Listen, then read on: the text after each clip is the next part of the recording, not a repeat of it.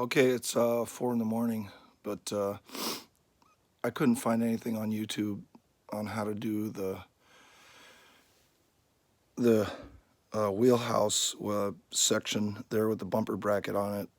I saw stuff on aprons, but so essentially my process here, if it can help anybody, was to first, well, if you're just replacing the apron, then you just do the rivets, on the outside. But if you have to replace this section,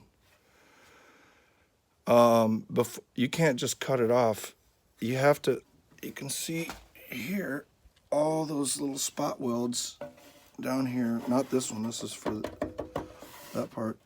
But you have to remove this first. Once you remove that, then you can carefully cut here. And then the next step after that, which is crucial, and I took my time because I don't want to blow $500 on sheet metal, is to dry fit the fender. You got to bolt it on there because that is going to help you determine and identify the angle and everything like that. So I did a lot of measuring, remeasuring, looking at it, looking at the sheet metal, looking at the existing metal.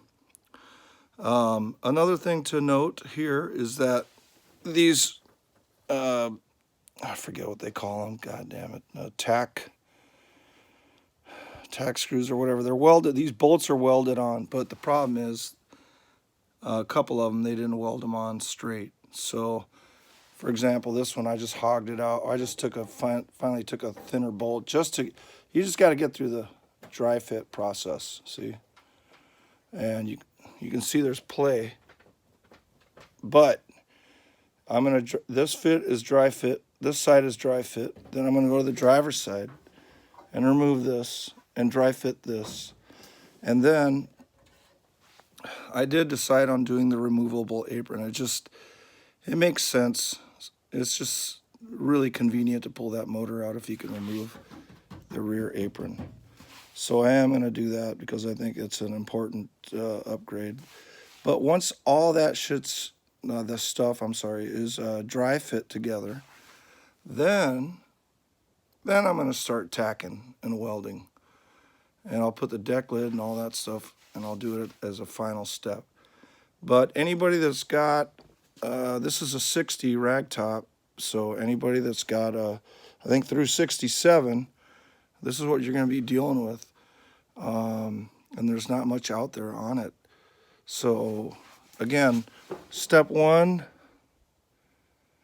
and again, this is if you're removing the rear driver and passenger wheel, I think it's called the wheelhouse or whatever. Anyway, it's not a rear quarter. The rear quarter's up there.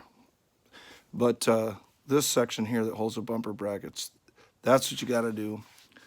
And yeah, if you have any questions, just ask on the page or whatever. All right, I hope that helps some Volkswagen people out there. Take care.